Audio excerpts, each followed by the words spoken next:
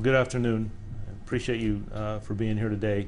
There were some things floating around in the media, and we've gotten some calls. I wanted to try to clear some things up, but it was important that we address some things with the family about an incident that we responded to that occurred last night and that we responded to, and I wanted to make sure that we had everything in place before we went further. And there were some individuals here in our own department that I wanted to check on. So let me just start. Last night, around approximately 9:30, officers received a call of a female in distress in the 300 block of Hilltop Drive. Let me start there with the initial call. Dispatch received a call, a woman that was definitely panic, concern. Let me back up. Call from a male who had talked to his fiance, who was erratic, critical situation. He had received some threats of what he would be coming home to. Officers responded. We immediately made entry into the apartment there in the 300 block of Hilltop Drive. Upon entry, officers, what I would call a horrific scene. There was a 10-month-old and an 8-year-old. The 10-month-old, well, officers first went to both children. I explained to them about the body-worn camera footage. The officers that crossed the threshold and went into that apartment, the things they saw, they will remember for the rest of their careers. 2 children that had suffered multiple stab wounds, a 10-month-old that was pronounced deceased at the scene, and an 8-year-old that was taken to an area hospital and then flown over across the water. The mother of both children, Miss Sarah Whitney Ganoe, G-A-N-O-E, was taken into custody and arrested at the scene. She received some medical treatment for some superficial injuries and was brought here to be interviewed. When I was notified, I talked to, immediately before even getting to the scene, I talked to our Commonwealth Attorney, Mr. Howard Gwynn. We had multiple conversations through the night. I wanted him to be briefed on what we had, and he gave me some good advice on some things that I wanted to make sure that we had covered. So I want to appreciate the conversation and relationship that I have with our Commonwealth Attorney's office. When I got to the scene, assistant chiefs were there, officers and detectives, and some citizens that live in the apartment complex there.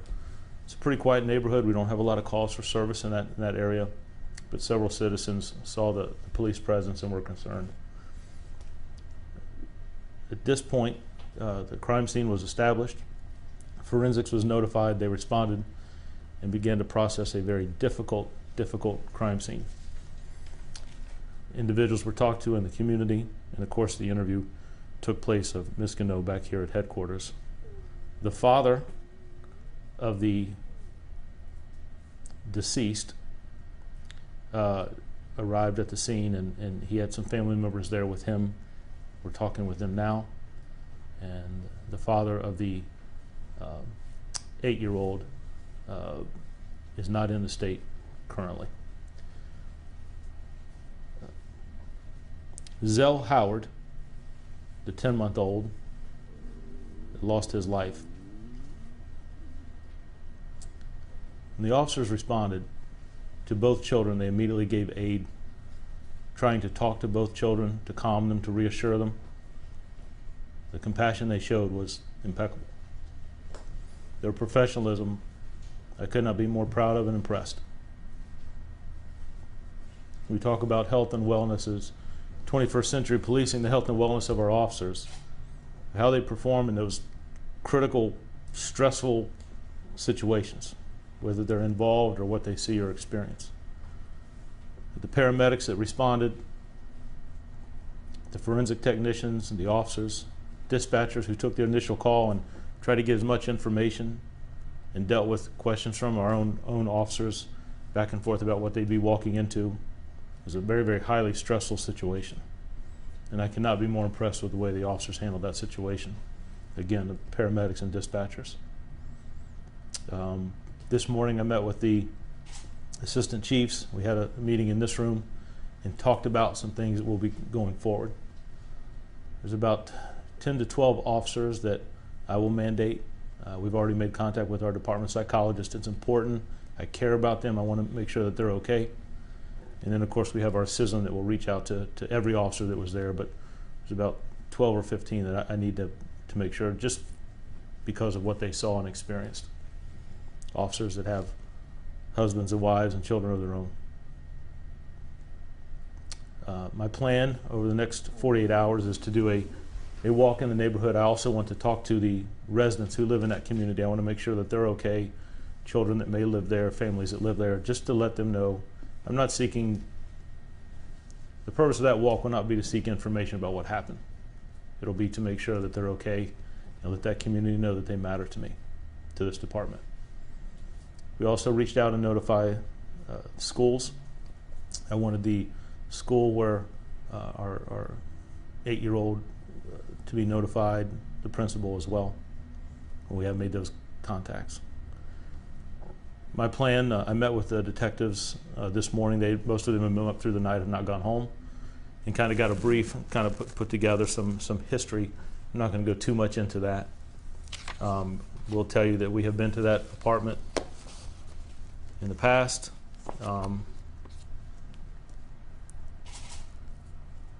After we finish here, myself and Chief Grinstead, we were able to arrange it. I'm going to be able to go over and see her at the hospital. So I plan to leave here headquarters, and myself and Chief Grinstead will go over to Norfolk, and I'd just like to put eyes on her. So that's kind of where we're at. Like I said, I could not be more impressed with the paramedics, dispatchers, the first officers on the scene. One of those first officers just graduated our last academy a few weeks ago. But the way we handled the community, addressed their needs and concerns, dealing with the family. One of the family members just called here, and it's best not to do that over the phone. The detective sergeant is going out to talk to them one-on-one, and that will continue. Like I said, Miss Gano was charged with 2 counts of felony child neglect, murder, and then malicious wounding on the little girl at the hospital. But regretfully, Zell Howard was pronounced deceased at the scene. Please. Chief, what do we know about Ms. Gano? What can you tell us about what led to this, may have led to this, although I know that the investigation is still early. What can you tell us about her? No, thank you, Andy. So yes, I don't. Right now, they're piecing a lot of things together. I've reached out to other city agencies that may have some information about the family. Like I said, this just happened last night. There were some things we had to handle first. Now, this isn't a case that we're actively looking for anyone in this particular crime. Everything was there. The crime scene preserved and weapon that was recovered. But what will take part now is trying to understand why and the history. So those things are ongoing. I will know more this afternoon, but I'll be looking at, I did talk to a couple of the officers last night who have been to that apartment a couple of times already this year on some calls of domestic disturbance type things, but I want to make sure I share that up before I go much further. We're talking to some other city agencies now to see if they have any history. Follow up on that. Yes, sir. What were the disturbances? Was it between her and the fiance? Yeah, I would describe it as just some, without going into. Let me say this: for 2 children to be one to be killed and the other hurt like that, there's obviously issues there. So that will kind of give you an idea what kind of calls we went on. What can you tell us about the call that Mr. Howard made to his fiancée, what she told him, Yep.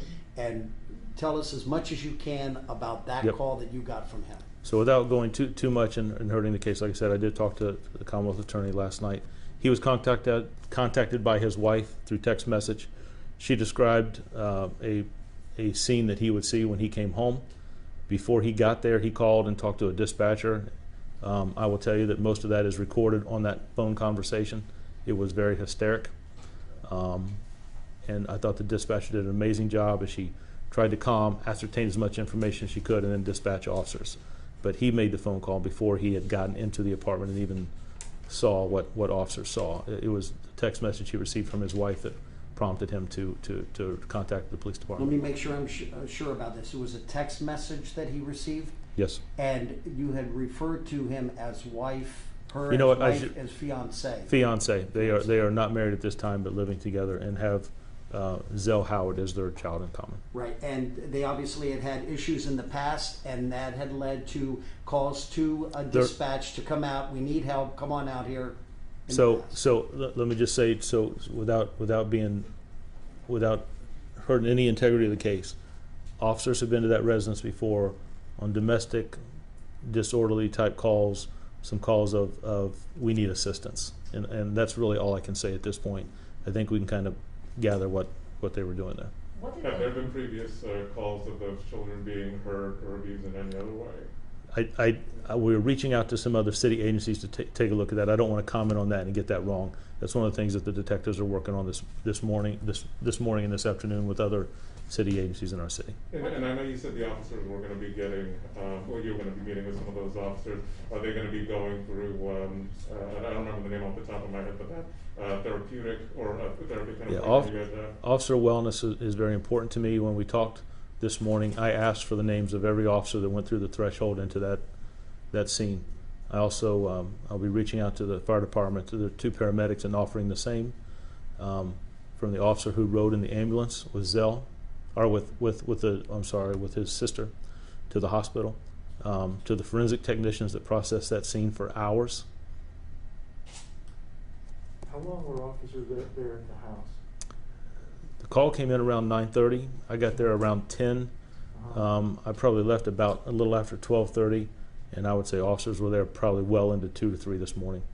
What did Sarah have to say when police showed up? I mean, she obviously wasn't expecting them, so can you give us any details into that? You know, I don't know if she was expecting them or not. I know that she had some superficial wounds. We had to get her some treatment, and then she was brought here to be interviewed. So we, of course, read her rights, and I can't go into the comments that she made. Did she give a statement after reading?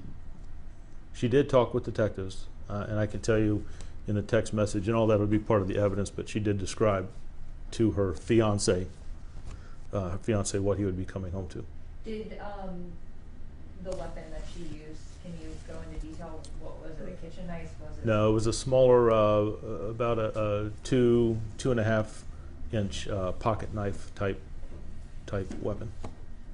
And we were also told that she might have tried to commit suicide herself. Is there any? Can you confirm that? I don't want to walk that line yet until I see a full debrief of her interview. My point really today was kind of share what we had. I know there were some rumors floating around. I wanted to try to clear that up. What would be the next steps? The conversations that I've had already with the Commonwealth Attorney, and then to really just any death that we respond to, whether it's a homicide, a suicide, an overdose, natural causes, all those are difficult. And we can give officers all the training in the world, but responding to those, we're all human. All those are difficult. But anything dealing with a child is particularly challenging for us in this profession. Defenseless children. But I could not be more impressed how they handled themselves and carried themselves in that situation. We checked on them multiple times. Chief Grinstead checked on them multiple times. But I do, the ones that went in, and then we'll do some follow-up. But to answer your question, we have a tremendous department psychologist. It's important, and for them to get, just to have a session, I need to make sure that they're okay. What will you be doing in hindsight, not to find fault, but to piece together, were proper procedures followed? Were the warning signs there? Let Was me stop you there, Andy. There's no issue with policy and procedure here. The officers responded to that scene and handled it as professionals I could ever. I mean, they for gave previous textbook. calls. So there's laws that we have to follow. There's things, referrals. We have to understand when we deal with particular issues in our community or in individuals, that everything cannot be a police issue. There are multiple agencies, multiple entities that have touch. For me, I will always look back on lessons learned. Is there anything that we could have done more? Is there anything in the future we can do more? But how we handled this was the utmost professional. I saw officers dealing with grandparents last night, and the father of a child who was deceased, and I saw the compassion they gave him. Now, I wish that there was a crystal ball that I knew where to be and how to respond and what time I should get there, but that's just not our world. When we respond to scenes, we can offer treatment. Sometimes we have to mandate it. As more comes out, I think officers who have been there to this location did exactly what they should have. I was talking about the previous incidents. That's so am I. Has she ever been arrested and charged with anything? So I'm not going to get into her history and her charges or any type of committals. I'm not going to go there now. It's just too early for that to come out. I just ask you to respect that on a couple of things that are still in the works. The 8-year-old, CHKD, correct? Yes, ma'am. And then Zell is the little boy. Zell is a 10-month-old. Zell Howard, yes, ma'am. His father is out of state, but we have made contact with him. Zell's is Yes. out of state. No. The daughter who is at the hospital, her father is out of state, and we have made contact with him. Pete? The injuries to the 8-year-old, were they critical or life-threatening? Or? They certainly were, yes. I will tell you, both of them were stabbed multiple times. When you say Multiple times. Multiple. Where? Like, All over their body. like I'm not going to go into graph. They were stabbed multiple times. Think about, we're not dealing with an adult body, right? We're dealing with an 8-year-old. Picture that size, a 10-month-old. Any stab wound is critical. They were, like I said, Zell was pronounced dead at the scene by the paramedics. It was very, very touch and go for a while. What I understand now is critical but stable. I'm sure, I can't imagine not only the fear, the treatment that those children, or that she is going under at the hospital, but it's important for me, even if I'm unable to talk to her, to go see her. Did you say the injuries are still, you said were life-threatening? So what I can tell you now is that the last update I got, stable but critical, but there's a long way to go. There's a long way to go. Surgeries? Do we know anything about I don't want to talk about the medicals. I don't want to say and not be sure. I'm sorry. So he texts, she texts him That's what you're correct. coming home to. Yes. He calls 911. That's correct. Are we able to get a recording of the 911? Not right now. Like I said, we're not even 24 hours into this. All those things have to be looked at. I want to share that with the Commonwealth Attorney, and I don't want to release anything until Mr. Gwynn and the Commonwealth Attorney approve. So I know that when I talked with him last night, we wanted to make sure that he was able to handle it first thing this morning. But she was here well into the morning being interviewed. And she's now at Yes. Newport News Yes. Detention Center? Yes. Newport News Detention Center. When the attacks were taking place on the two children, did neighbors hear anything that made them call 911 as well? I don't. Hey, something's going on. That's certainly one of the calls that we made last night was going around talking to individuals that were there. I saw 2 or 3 neighbors who lived close proximity, and they said that they did not hear anything. I don't believe that we got any other calls for service other than the father of Zell calling. Were the children found in any type of condition where they had something around their mouth so that they would not be able to scream? No. Or anything like I don't want to. I'm not going to go too much into crime scene and what it looked like. We were there a long time processing. Can you just say where in the house it was? Bedroom, living room? Bedroom. One bedroom? Was it the bedroom that the children were shared? Or? All I know at this point is bedroom. Like I said, I don't want to get too much into that. You called it a horrific scene. Obviously, parent, anybody Yes. watching this today is thinking, oh my gosh, how could somebody do this to their children? What do Yes, you ma'am. say about that? It's funny that I've had multiple people who work here in this building just tell me they want to go hug their kid today, their child. So I think that's good advice for everyone. I don't know that there's any words. I just think that we value life. They're a gift, and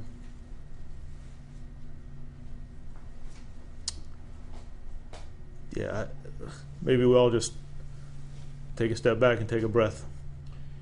Was there anything in her past, a ritualistic thing or anything like that that would have led to this? And it's a good question. I know that was one of the theories I did hear about a little bit last night that they were talking about, but I have not gone down that road. That'll probably come out 2 or 3 days later, if that. I mean, that's where the crest of everything is now. I need those detectives to go home and get some sleep. Several of them are still here when I got in this morning, but past history, those are things that we'll be looking at as we go forward. And when I use the word ritualistic, just to further define it, things along the lines of witchcraft is what you are. I'm tracking with you, and that's exactly what I'm talking about. I'm not sure what all history is there. That's some things that we're looking into. Did she give any, like in her statement, she gave a voluntary statement, did she give any explanation at all as to? I don't want to hurt anything. I don't want to go into any statements, anything that was recorded, anything that she said at the scene or her interview here. I don't want to do anything like that to jeopardize. When you all I know showed that up she did for- talk with police. I can tell you that. I'm sorry. I was just saying she How long did. she spoke with that? Like, was it a brief statement or? did She kind talked. of- We talked to her there at the scene, of course. Made sure that we made sure we got her treatment, and then brought her here. But she was here for a while. When you say a while, you're talking about She was here for a while. hours? I'm not going to. She was here for a while. Where was she when you all arrived at the apartment? She was inside. I don't want to go into much more than that. And I'm not trying to short. I just Appreciate all you're doing, Chief. Zell and his sister. You had said that she, Zell and his sister deserve the integrity and respect of this case. I'm you sorry. had said that she was injured also in this, Yeah, she had some superficial wounds that she was treated and released. and she was the only one in the build. She was the only other adult in the. Yeah, we're not looking for anyone else in this case. She was there with the 2 children when, to Rob's question about superficial wounds too, the defensive, that they were fighting back.